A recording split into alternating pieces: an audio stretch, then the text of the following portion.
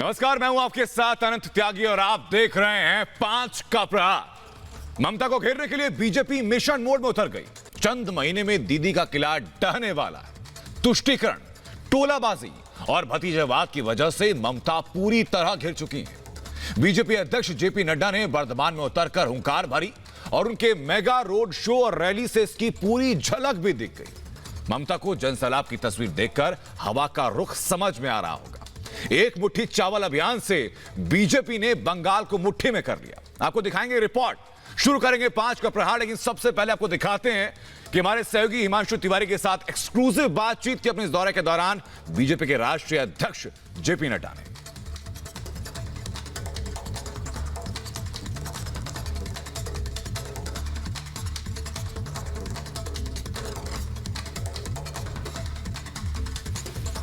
एक महीने बाद आप फिर आए हैं पश्चिम बंगाल में। आज किसानों पर फोकस किया गया है भारतीय जनता पार्टी द्वारा, क्या कहना चाहिए? किसानों के साथ यहाँ बहुत अन्याय हुआ है। प्रधानमंत्री किसान सम्मान निधि नहीं लागू हुई, बाकी स्कीम्स को भी लागू नहीं किया गया। ममता जी किसानों के प्रति उदासीन रही हैं। वैसे तो वो गरीबों के प्रति भी उदासीन रही हैं, समाज के सभी वर्गों के प्रति उदासीन रही हैं। लेकिन कृषक सुरक्षा अभियान, इसके तहत हमारे कार्यकर्ता आज घर घर जाकर के अनाज इकट्ठा करना, सौगंध लेना कि हम आपकी लड़ाई लड़ेंगे और हमारी सरकार आएगी तो आपको न्याय मिलेगा, इस बात की हम लड़ाई लड़ रहे हैं। 40,000 ग्राम सभाओं में ये सभाएं होंगी। इसके साथ साथ शपथ भी लेंगे और शपथ लेने के बाद कृषक भोज भी होगा। सब इकट्ठे भोज करके शपथ लेंगे और आगे चल करके ये कहती हैं कि वहाँ से आते हैं, पॉलिटिकल टूरिज्म में आते हैं, बड़े बड़े लोग आते हैं और यहाँ पे अपना खाना लेके आते हैं 5 स्टार का, और गरीब के घर में खाना खाते हैं। ये दीदी ने कहा। मैं दीदी की बात को कितना सीरियसली लेना ये आप भली चंगे तरीके से जानते हैं। उन्होंने कितना आयुष्मान भारत यहाँ लागू नहीं किया। 4,67,000 लाख लोगों को 5 लाख रुपए का हेल्थ कवर पिछले 4 साल नहीं लेने दिया है। बंगाल के साथ तो उन्होंने जितना अन्याय किया, प्रधानमंत्री किसान सम्मान निधि 73 to 76 लाख पीपल को ये सुविधा मिलनी थी, वो नहीं लेने दी है। तो दीदी की बात को क्या सीरियसली लिया जाएगा? आज कह रही हैं कि किसान सम्मान निधि लिया, अब पछतावत होत क्या जब चिड़िया चुग। सवाल जानना चाहता हूं क्योंकि वहां पे दिल्ली में तमाम जो किसान हैं वो बैठे हुए, उनके लिए क्या संदेश देना चाहेंगे? क्योंकि बंगाल के किसानों को तो पार्टी एनडीए की सरकार मोदी जी के नेतृत्व में हमेशा बातचीत के लिए तैयार है, हर मोड़ पर तैयार है। हमेशा हम बातचीत करेंगे और बातचीत के माध्यम से ये सारी चीजें समाधान की जाएगी।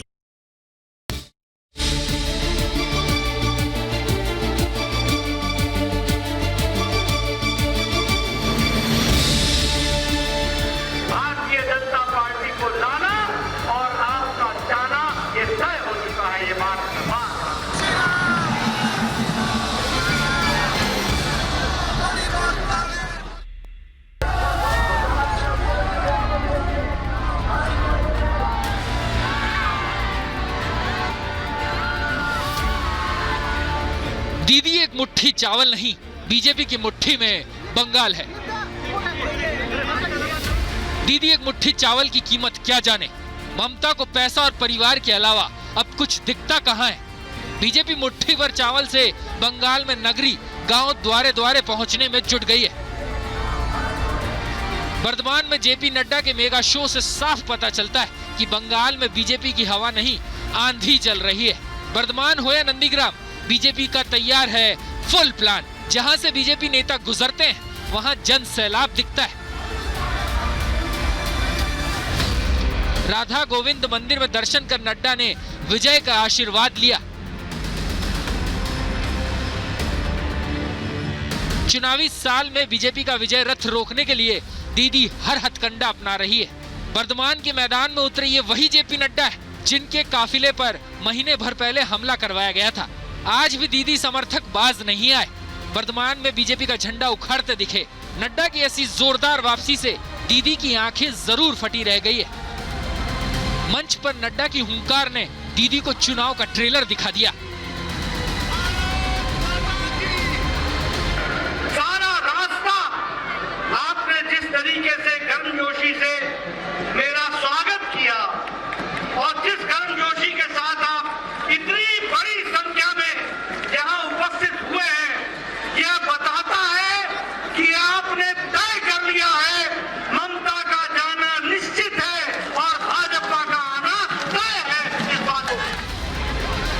और भतीजावाद में आकंठ डूबी ममता के किले में दरार तो पहले ही आ चुकी है। उसे ध्वस्त करने के लिए बीजेपी ने कई बड़े नेताओं की लंबी फौज बना रखी है। पीएम मोदी और शाह के मिशन बंगाल का पूरा प्लान तैयार है। चुनाव से 3 महीने पहले ही बंगाल की हवा बदल चुकी है। अब पछतावत होत क्या जब चिड़िया चुग गई खेत। किसान अच्छे तरीके से समझता है कि अब या तो इसका क्या अर्थ बनेगा। जब चिड़िया चुग चुकी है खेत, ममता जी बंगाल के लोगों ने तय कर लिया है भारतीय जनता पार्टी को लाना और आपका जाना ये तय हो चुका है। जेपी नड्डा ने वर्धमान के मंच से देश के किसानों को भी भरोसा दिया। अन्नदाताओं की लड़ाई लड़ने की कसम खाई। सब दूध का दूध, पानी का पानी होगा और इसी धरती पर बंगाल की जनता इनको मुंह तोड़ जवाब देगी। इसको हमको ध्यान में रखना चाहिए। बीजेपी के फायर ब्रांड नेताओं के ताबड़तोड़ दौरे से रणनीति बनना तो दूर, दीदी ठीक से सांस तक नहीं ले पा रही है। जय मां दुर्गा, जय मां काली, जय मां दुर्गा, जय मां काली, जय मां दुर्गा, जय मां काली। नड्डा के विजय घोष से ममता कांप रही है। दीदी का घर टूट रहा है। शुभेंदु अधिकारी जैसे दिग्गज नेता कमल थाम चुके हैं। चुनावी रण में उतरने से पहले ही टीएमसी की धार कुंद हो चुकी है। रही सही कसर बीजेपी के विजयी प्रहार से पूरी हो जाएगी। Bureau report, Republic Bharat.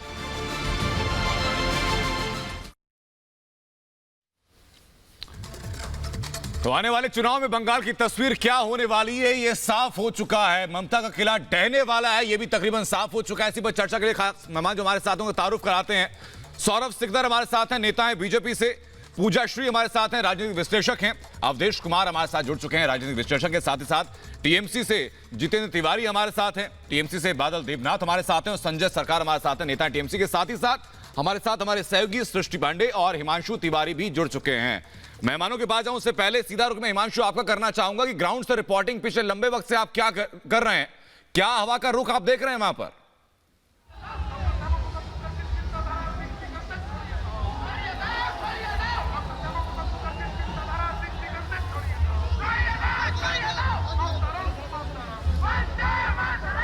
Himanshu तक शायद मेरी आवाज पहुंच नहीं पा रही है। सृष्टि के पास हम लोग वापस लौटेंगे, लेकिन सौरभ सिकदर मैं जानना चाहूंगा आपसे कि टीएमसी तो अब योजनाएं चोरी करने लगी हैं। पहले खबर आती थी कि सिर्फ जनता का राशन चोरी होता है, घोटाले होते हैं, लेकिन अब तो इंतहा यहां तक हो गई है कि योजनाएं तक चोरी होने लगी हैं।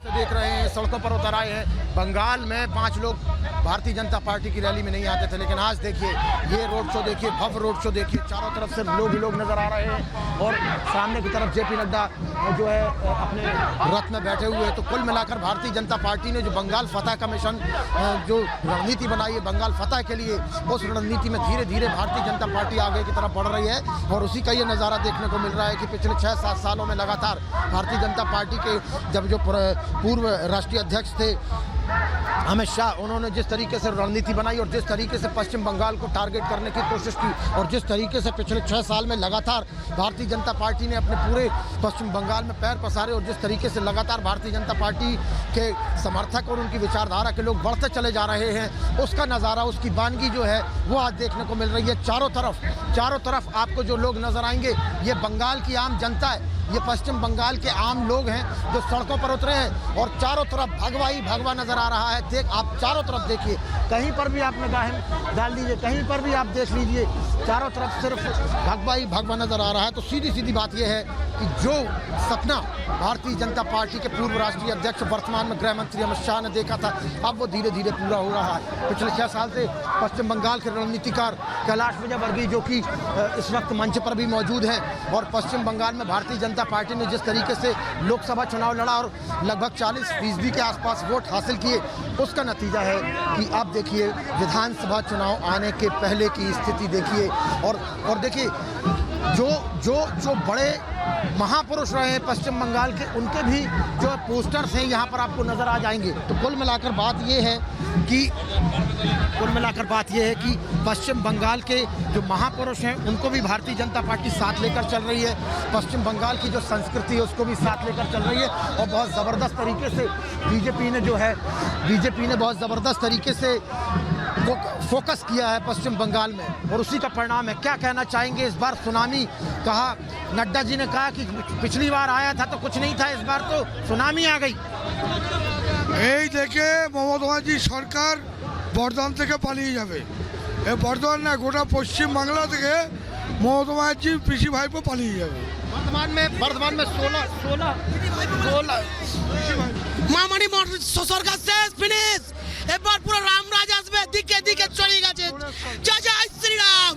जय श्री राम के यहाँ पर नारे लग रहे हैं, और जय जय श्री राम के नारे के साथ में जो है आप देखिए पुष्प वर्षा भी यहाँ पर हो रही है। फूल जो वहाँ से बरसाए जा रहे हैं। जी। सामने जेपी नड्डा ने अपने हाथों में पुष्प ले लिए हैं और पुष्प लेकर वो जो है पुष्प की वर्षा कर रहे हैं तमाम लोगों पर। तो कुल मिलाकर बीजेपी ने एक पूरा का पूरा माहौल बना दिया है, और जिस तरीके का माहौल यहाँ देखने को मिल रहा है उससे साफ जाहिर है कि आने वाले दिनों में भारतीय जनता पार्टी कुछ नहीं बहुत कुछ अर्जित करने वाली है पश्चिम बंगाल। ये सुनामी आ रही है, बात आपने ठीक शब्द का इस्तेमाल किया है हिमांशु, ये सुनामी है। इससे पहले जब गृहमंत्री अमित शाह की यात्रा थी वहां पर, उनकी जो रैली थी उसमें भी ऐसी ही भीड़ देखने के लिए मिली थी। मेरी सही की सृष्टि भी वहीं पर इस वक्त मौजूद है। सृष्टि, क्या महसूस आप कर पा रही हैं, क्या एनालिसिस आपका है बंगाल की राजनीति को लेकर के?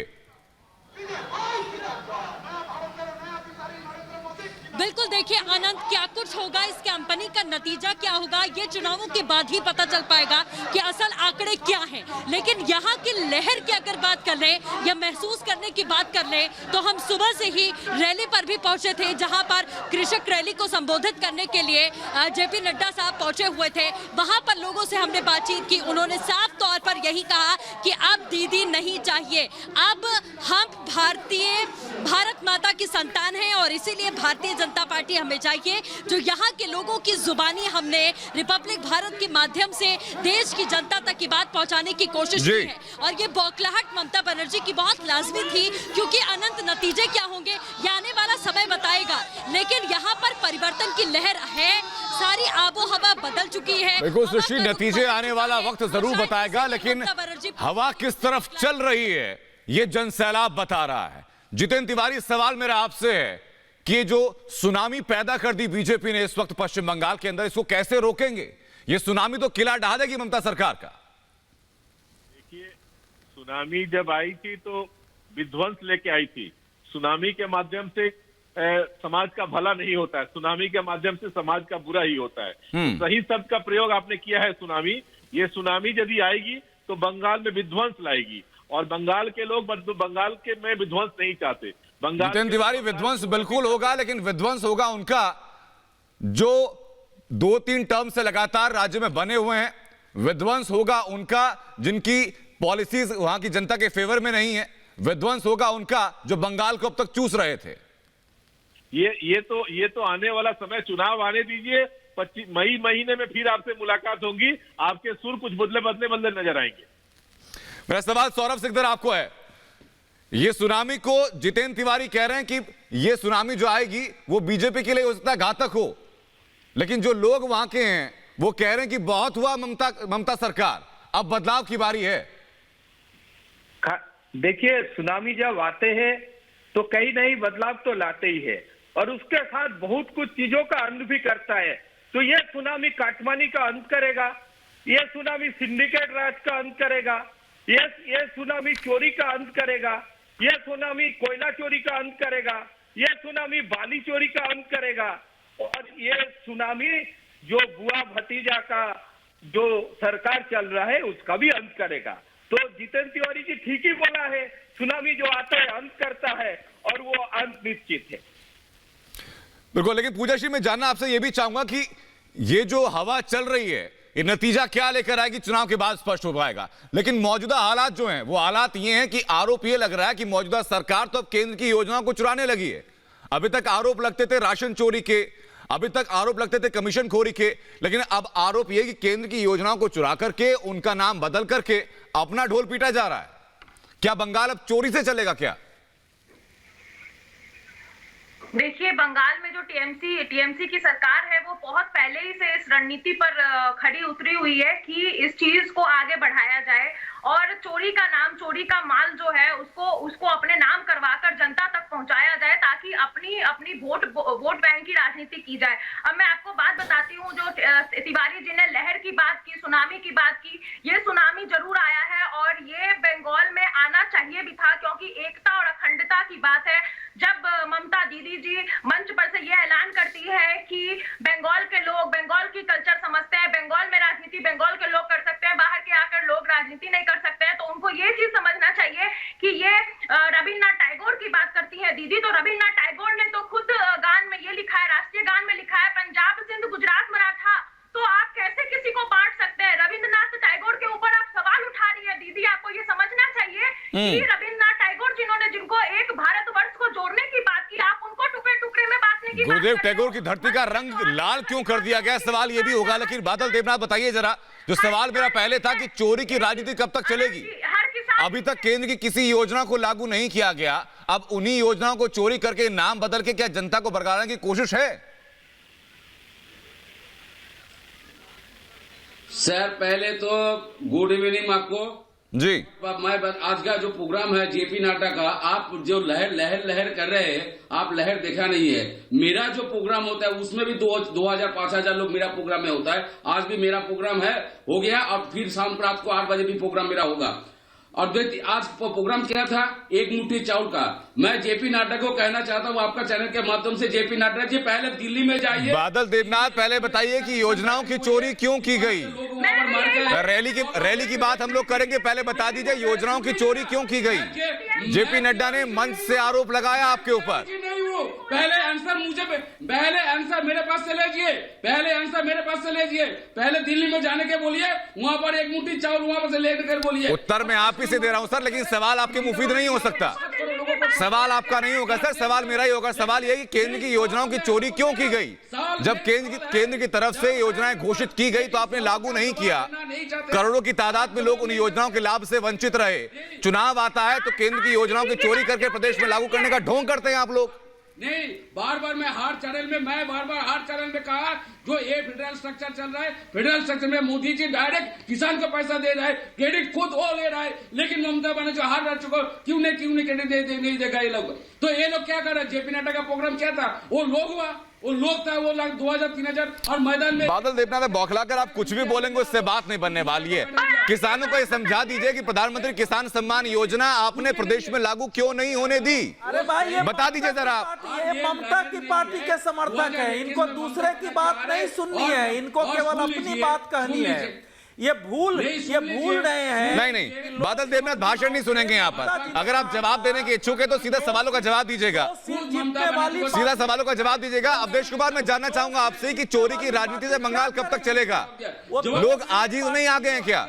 लोगों को दिखाई नहीं पड़ता कि किसकी योजनाओं को चोरी किया जा रहा है बंगाल के अंदर? आप सुनना नहीं देते और इनकी सीटें 34 से 22 आ गई है। तो ये जो छटपटाहट है वो क्यों है? इनसे ये पूछा जाए, अरे आप ये बताइए कि आपकी पार्टी में इतना बड़ा छेद क्यों हो गया है कि साधारण कार्यकर्ता और नेता तो छोड़िए, विधायक और सांसद तक पार्टी छोड़ के जा रहे हैं और भाजपा में शामिल हो रहे हैं, मंत्री इस्तीफे दे रहे हैं, मंत्री बीजेपी में शामिल हो जा रहे हैं। जिस दिन अमित शाह कोलकाता में थे, 9 विधायक और 1 सांसद भाजपा में शामिल हो गए। तो जब किसी का जहाज डूबने लगता है तभी उसके साथी छोड़ करके और बाहर जाते हैं। इस संकेत को समझिए, आपका जहाज डूब रहा है, जब जहाज डूबने लगता है तभी साथी छोड़ के जाते हैं। आपके सांसद, आपके विधायक, आपके नेता, आपके मंत्री सब छोड़ के भाजपा में जा रहे हैं। इसका मतलब आपके जहाज में छेद हो गया है, आपकी दीवारें कमजोर हो चुकी है, लोग आपके खिलाफ हैं। आपके चाहने के बावजूद कृषि कानूनों के खिलाफ एक किसान सड़कों पर उतरने के लिए तैयार नहीं है। तो इससे समझिए जैसे वामपंथियों को गुमान था कि हमारा लाल दुल कभी ढहेगा नहीं, और वो ढह गया और वो 6% वोट तक आ गए। वैसे ही अगर आपको ममता जी को यह गुमान है कि हमारा दुल कभी ढहेगा नहीं, तो ढहना शुरू हो गया है। पंचायत चुनाव में आपने देखा, लोकसभा चुनाव में देखा, उपचुनाव में देखा, तो ढहने जा रहा है। ये घमंड छोड़ दीजिए। अवधेश कुमार, बादल देवनाथ, अब दोनों सज्जनों के पास मैं लौट रहा हूं। आप दोनों सज्जनों के पास में लौट रहा हूं। बादल देवनाथ अपनी बात कहे जा रहे हैं, सुनने को राजी नहीं है, तब से नॉन स्टॉप लगातार बोले जा रहे हैं। संजय सरकार, मेरा सवाल आपसे, और उम्मीद मैं करता हूं समझदारी के साथ उत्तर देंगे आप, कि जो लगातार अब जन समर्थन बीजेपी के पक्ष में दिख रहा है, ये एनालिसिस सामने आ रहा है कि ममता का किला ढहने वाला है, कैसे रोकेंगे आप इसको, या फिर आंख बंद करके बैठे हुए कि हम देख ही नहीं रहे?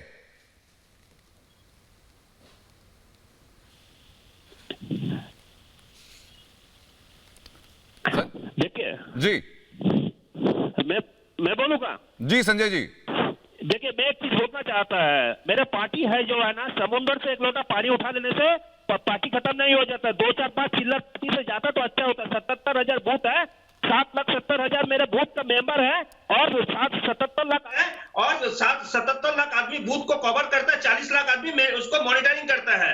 और मैं जो लास्ट विधानसभा चुनाव, लास्ट लोकसभा चुनाव हुआ था, उसमें हमने 22 सीट में 164 सीट में हम जीते हैं। अरे जब बोखलाहट नहीं, आपको बोखलाहट हो गया भारतीय जनता पार्टी। अरे सुनिए ना, ये सर्दी का मौसम में आता है, भारतीय जनता पार्टी को जितना सर्कस दिखा के चला जाता है। ये लोग सब सीजनर है, सीजनर का बात सुनाई नहीं देता। सीजन पे कमल फूल आता है, फिर कमल भाग जाता है। सर्दी का मौसम में यहाँ आता है। संजय सरकार, शुभेंदु जैसे नेता जो कि आपकी पार्टी के रीढ़ की हड्डी समझे जाते थे, उन्होंने कहा कि अब पार्टी के अंदर 2 मुख्यमंत्री हो गए हैं। वो कहते हैं कि परिवारवाद हावी हो गया है। मां, माटी और मानुष ने जो नारा दिया था, उस नारे को आपने झुठला दिया है, और आप कह रहे हैं कि पार्टी के अंदर असंतुष्टि नहीं है। 500 रुपया देता है, दिन में 16 रुपया 50 पैसे देता है, दिन में 16 रुपया 50 पैसे देता है। आप मेरे किसान भिखारी है, भीख देते हैं। नरेंद्र मोदी 6,000 रुपया साल में देता है। मैं 5 लाख रुपया का क्रेडिट कर दिया है, महीना में 43,000 रुपया दिया है, दिन में 1400 रुपया खर्चा करने के लिए मैं किसान को दिया। आपने नहीं दिया है, आपको आपको हो गया। ये जो दिखाई दे रहा है, आपको दिखाई नहीं दे रहा, आप अंधे हो चुका है। वो देखिए, 80 मन घी भी नहीं आएंगे, आधा भी नहीं आएंगे। भाजपा को इस बार भी आना, भाजपा इस बार भी उड़ जाएंगे। बंगाल में जीत नहीं पा रहे हैं। अब नीचे 30 सीट अगर भारतीय जनता पार्टी को मिलेंगे तो मैं राजनीति छोड़ देंगे। 30 सीट नहीं मिल सकता भारतीय जनता पार्टी को। किसान को किसान नीति बोल रहे हैं। हमने हेल्थ कार्ड दिया, कितना 5 लाख। संजय सरकार, आपने जो स्टेटमेंट दिया कि बीजेपी को अगर सीटें आ गई तो आप राजनीति छोड़ देंगे, आपके लिए आत्मघाती साबित हो सकता है। रजिस्ट्रेशन मैं आज कर दे रहा हूं आपके लिए। संजय सरकार, ये आपके लिए आत्मघाती साबित हो सकता है करियर चौपट हो जाए बड़बोलेपन के चक्कर में। किसी एक का समर्थक बनने के चक्कर में अपना करियर चौपट मत करिए आप। 28 आदमी में जो बैंक करप्शन, 27 आदमी, वो 27 आदमी गुजरात का है, 27 आदमी गुजरात का है। मेहुल चोकसी का पैसा, नीरव मोदी का पैसा, विजय माल्या का काटमानी, नरेंद्र। ठीक है संजय सरकार, मैं वापस लौट रहा हूं। अब आप मुद्दे की बात से भटक गए हैं। अब आपको लग रहा है कि आपके भाषण का मंच हो गया। भाषण का मंच नहीं है, आपके सवालों का जवाब दीजिए सटीक तरीके से, सधे हुए तरीके से। मैं सवाल लेकर आपके पास वापस लौटूंगा, लेकिन उससे पहले अवधेश कुमार, मैं जानना चाहूंगा आपसे कि बताइए कि गुरुदेव रविन्द्रनाथ टैगोर की धरती को लाल क्यों कर दिया जाता है? राजनीति एक वैचारिक लड़ाई है। आरोप यह है टीएमसी के ऊपर कि वैचारिक लड़ाई लड़ते लड़ते सैकड़ों बीजेपी और आरएसएस कार्यकर्ताओं की हत्या करवा दी गई। मां, माटी और मानुष का नारा टीएमसी देती थी। यहां पर मानुष का खून बहाकर पहले माटी को लाल करके माओं की गोद सूनी की जा रही है, तो क्या उसी नारे को झुटला नहीं दिया टीएमसी ने? सुनिए, एक चीज बता, पहले वाम मोर्चा की सरकार इसी ढंग से हत्या की राजनीति शुरू की थी। करीब 25,000 लोग मारे गए। अब ममता बनर्जी की पार्टी उसी प्रकार से कोशिश कर रही है। संजय सरकार, एक एक करके पहले जवाब सुन लीजिए, फिर आपके पास में आऊंगा। पहले अवधेश कुमार को सुन लीजिए, फिर मैं आपके पास में आऊंगा। संजय सरकार, एक एक करके बात कीजिए। संजय जी जरा सुन भी लीजिए, आपको जवाब देने में बनेगा। तो जैसे वाम मोर्चा ने हत्या, धमकी, ब्लैकमेल, हिंसा के आधार पर 3.5 दशक से ज्यादा अपना शासन कायम रखा, ममता बनर्जी के लोगों को भी यही लगा है कि उसी रास्ते पर चल के करना है। देखिए, यह साधारण बात नहीं है कि एक ममता बनर्जी जिसने वाम मोर्चा के हिंसा के खिलाफ लड़ाई लड़ी, आज उन्हीं के नेतृत्व में तृणमूल कांग्रेस हिंसा के प्रचंड रूप का प्रतिरूप हो गई है। वो केवल भारतीय जनता अवधेश कुमार वापस लौट रहा हूं। संजय सरकार काफी देर से कुछ कहना चाह रहे हैं, मैं उनकी बात भी सुनूंगा, लेकिन बादल देवनाथ पहले मुझे संक्षेप में बता दीजिए, तब तक संजय सरकार थोड़ा आराम कर लेंगे, वो थोड़ा रेस्ट कर लेंगे, आराम आ जाएगा, उसके बाद जवाब दे देंगे। बादल देवनाथ बताइए जरा। अवधेश जी वापस लौट रहा हूं। बादल देवनाथ क्या मैं पूरी कर दूं? जी अनंत एक मिनट पूरी कर लेता हूं। एक मिनट जी।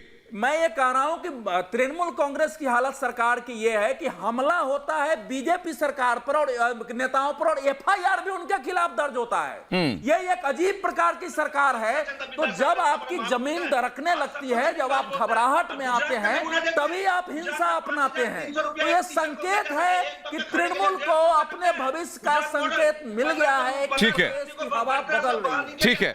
बादल देवनाथ, सवाल मेरा आपसे है कि क्या टीएमसी कार्यकर्ताओं पर, ममता सरकार पर आरोप है या नहीं है आरएसएस और बीजेपी के कार्यकर्ताओं की हत्या करवाने का? और वही तस्वीर दिखी थी जब इससे पहला दौरा किया था जेपी नड्डा ने, उनकी गाड़ी के ऊपर हमला करवाया गया। अगर गाड़ी बुलेट प्रूफ ना होती तो क्या होता? क्या उनकी भी हत्या करवाने का इरादा था क्या?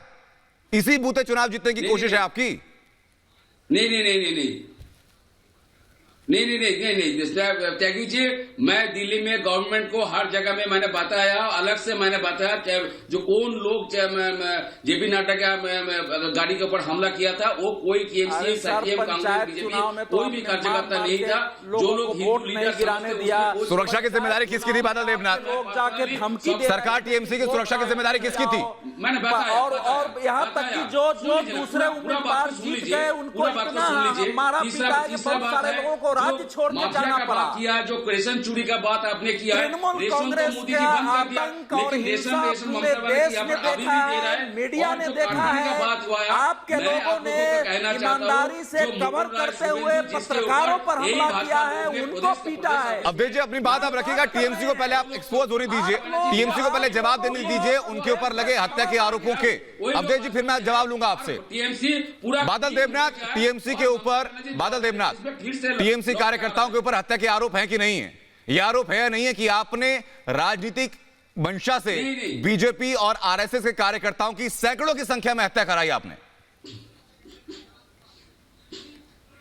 नहीं, ये बिल्कुल झूठ है। और ये लोग 300 कह रहे हैं, सेंट्रल में 300 बोल रहा है, लेकिन बंगाल में लोग जो भाषण देते हैं वो लोग 136 कहते हैं। मैं सभी को रिक्वेस्ट करना है, एक लिस्ट बना के मुझे दे दीजिए, मैं पूरा छानबीन करके देख लूंगा कौन कौन टीएमसी के कार्यकर्ता। सरकार वहां आपकी बजाय इन्वेस्टिगेशन की आप चाहते हैं कि आपको लिस्ट सौंपी जाए जिन जिन लोगों की हत्या हुई। ये आप, अब इससे शर्मनाक चीज और कुछ नहीं हो सकती एक व्यवस्था के चलते। पत्रकारों को दिखाई पड़ रही है 300 का नाम ले रहा है, आने वाली मीडिया की रिपोर्टों में बार-बार आंकड़े दिए जा रहे हैं, दिखाए जा रहे हैं, उसका नाम दे दीजिए। नाम तो लोगों के पास नहीं है, लेकिन मैं बोल रहा हूँ टीएमसी के 100 के ऊपर कार्यकर्ता को भाजपा वालों ने हत्या किया है। मैं आपको नाम दे सकता हूँ किन किन इलाका में, कौन इलाका में कौन टीएमसी के कार्यकर्ता को हत्या किया है। ठीक है, सौरभ सिकदर जवाब देंगे इस बारे में। बादल देवनाथ इस बारे में बीजेपी से जवाब लेते हैं। सौरभ सिकदर साफ मुंह पर मना कर रहे हैं,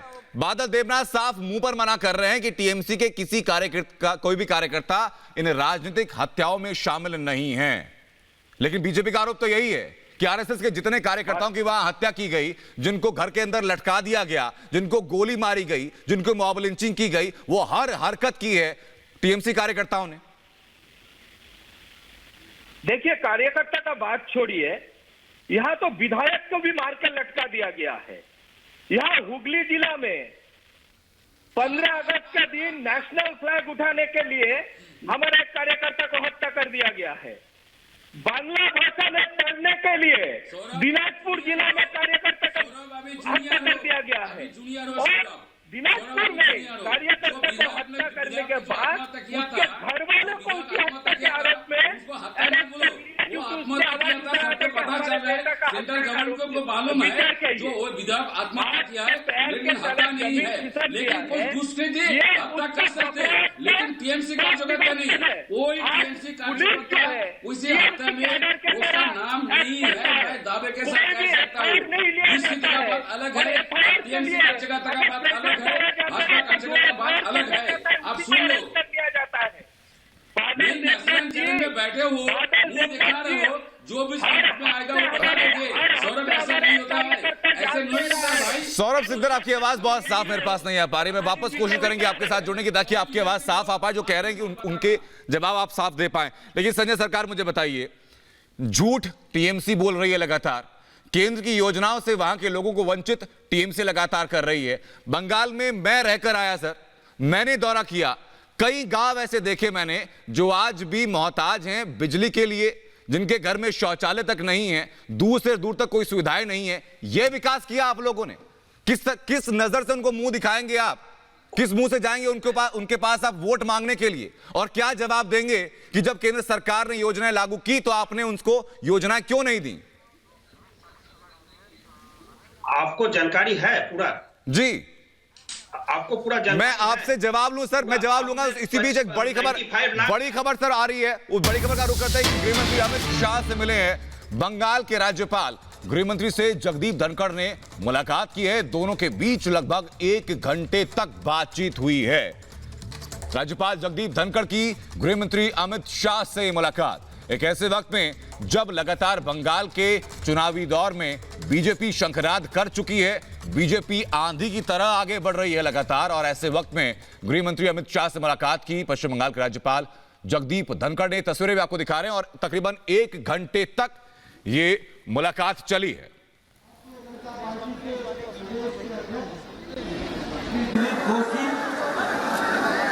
हमारे राष्ट्रीय महामंत्री श्री कैलाश विजयवर्गीय जी, हमारे जहां पड़ोस के सांसद बादल सुप्रियो जी, सम्माननीय अहलुवालिया जी, हमारे दुर्गापुर के सांसद हमारे स्वतंत्र गुप्ता जी, हमारे अनिल महन जी और यहाँ विशाल जनसभा में उपस्थित भाइयों और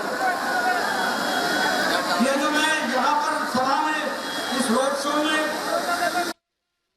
विशाल जनसभा में मैं लोग देख रहा हूँ, ये क्या बता रहा है आपकी उमंग, आपका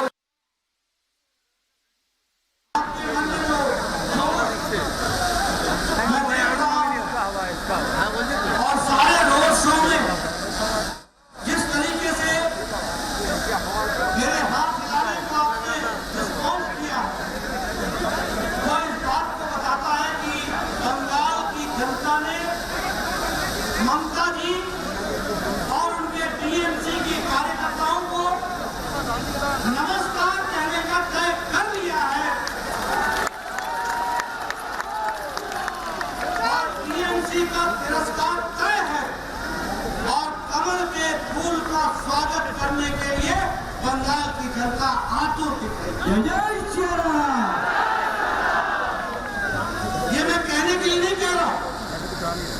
रोड शो तो आपने यहाँ लगभग 1.5 किलोमीटर पहले से शुरू किया, लेकिन हरी पैंट से लेकर सारे रास्ते में जिस तरीके से हजारों लोग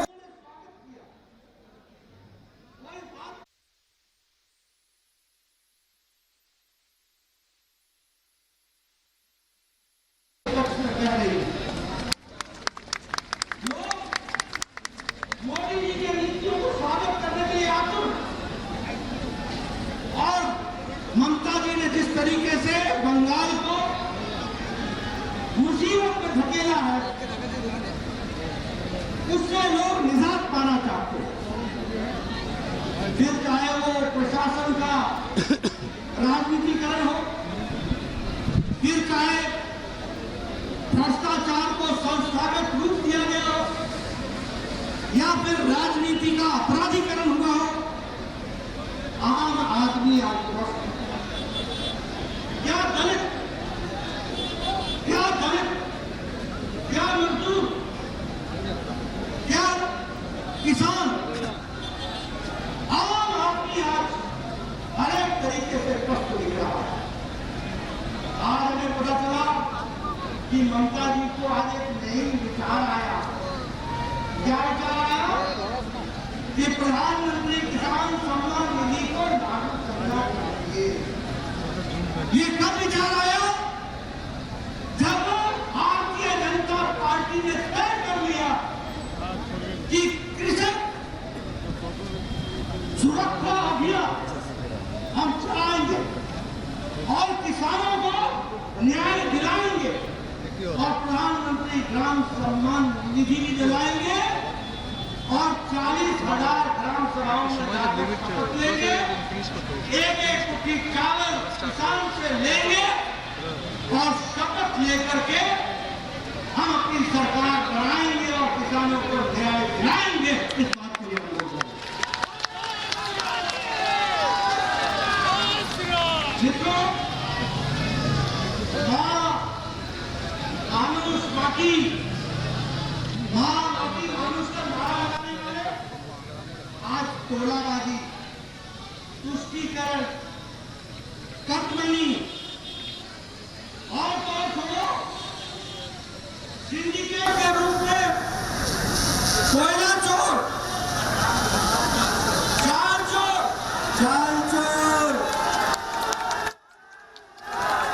तिरपाल चोर, बालू चोर, बताओ बालू चोर कौन है?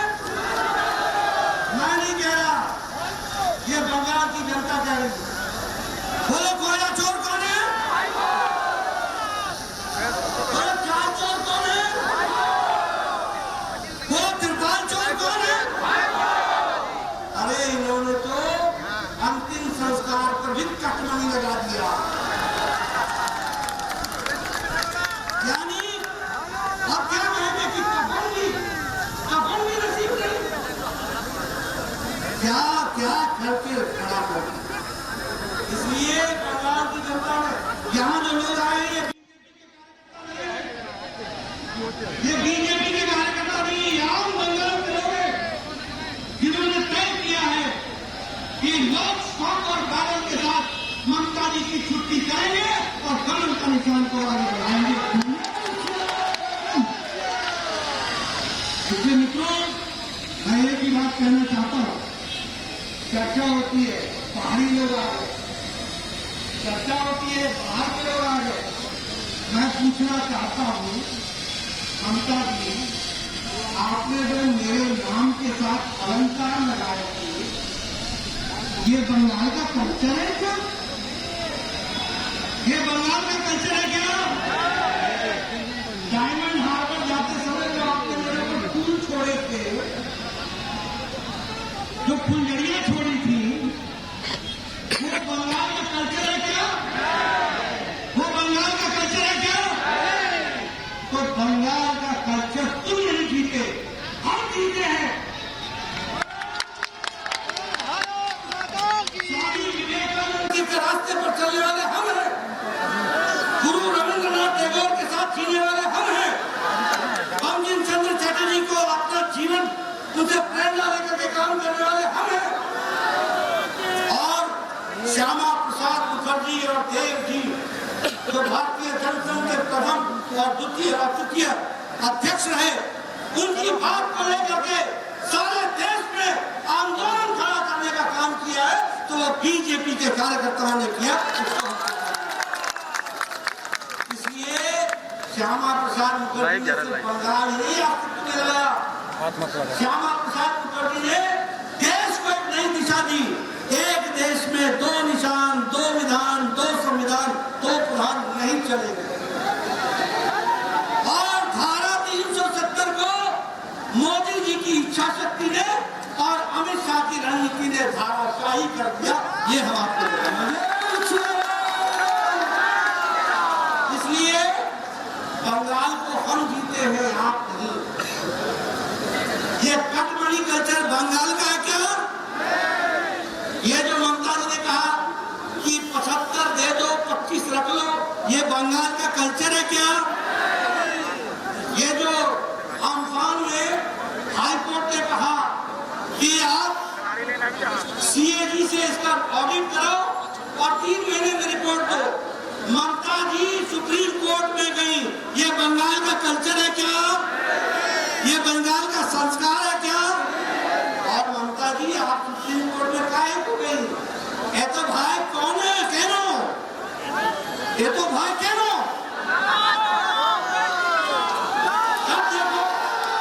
काहे को ये भय है? हर बात में कहती है হবে না, হবে না, হবে না। मई महीने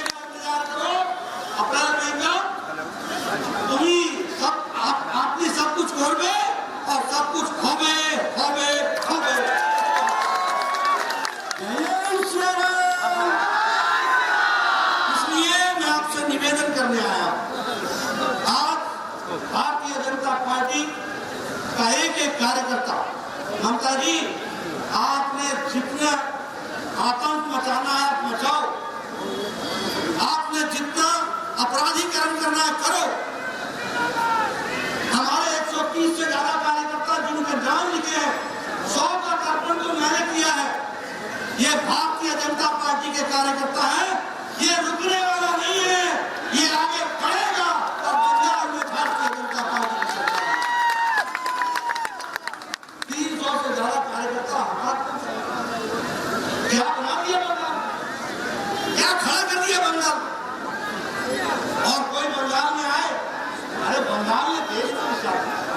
आज आपने बंगाल को कहां पहुंचा? महिला उत्पीड़न में बंगाल सबसे आगे। किसानों को उनका दाम नहीं मिलता है, 29 राज्यों में 24वें राज्य में बंगाल खड़ा।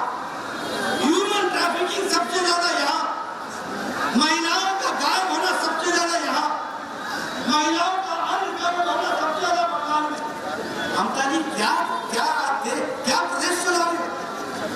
आपको शर्म आनी चाहिए। और हर बात में कहते हो होवे ना होवे ना होवे ना। मैं आपसे निवेदन करने आया हूं, बंगाल की जनता बहुत जागरूक है, देश को दिशा देने वाली बंगाल की, और बंगाल की संस्कृति को हम रिप्रेजेंट करते हैं। ये बात हम बड़े दावे के साथ, टीएमसी नहीं करती है। चाल चोर, कोयला चोर, बालू चोर, कटमनी, ये बंगाल को नहीं रिप्रेजेंट करेंगे। ये बंगाल का संस्कार नहीं है, ये हम बताना चाहते हैं। इसलिए मित्रों, ये बाहरी और भीतरी, मैं बड़े स्पष्ट शब्दों में कहूंगा कि हम भीतर के हैं, हम ज्यादा बंगाल जानते हैं, और बंगाल की जनता मोदी जी के साथ ज्यादा प्यार करती है, उनके कहे रास्ते पर चलेगी, इस बात को भी हम समझते हैं। इसलिए आप सब लोग अब ये जो मैं जोश देख रहा हूं, सुबह से देख रहा हूं, ये जोश क्या कोई पार्टी के कार्यकर्ता ही ला सकते हैं? जब तक जनता साथ न हो, इस तरीके का जोश नहीं आता। और मैंने देखा है, मैं जब इस तरीके से उंगली करता हूं तो जवाब आता है, इसी तरीके का जवाब आता है। जब मैं मुट्ठी बांध करके बोलता हूं तो लोग बोलते हैं जय श्री राम।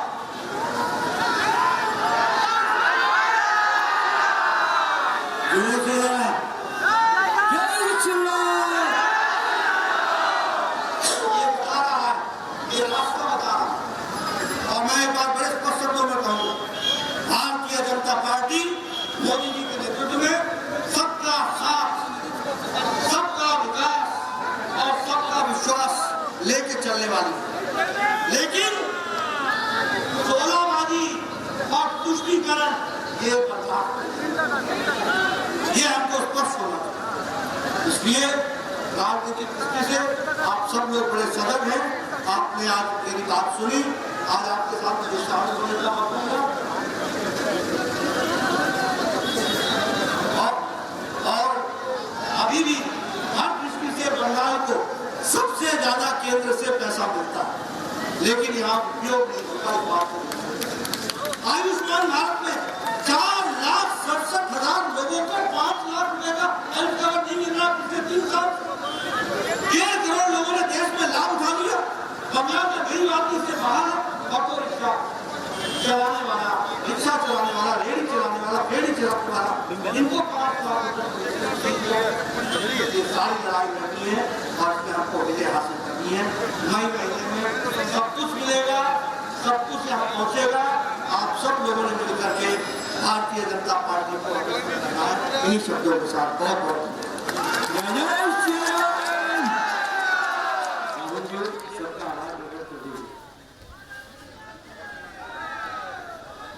तो सीधा सुना आपने पश्चिम बंगाल के बर्धमान से बीजेपी के राष्ट्रीय अध्यक्ष जेपी नड्डा को, जिन्होंने एक रोड शो किया।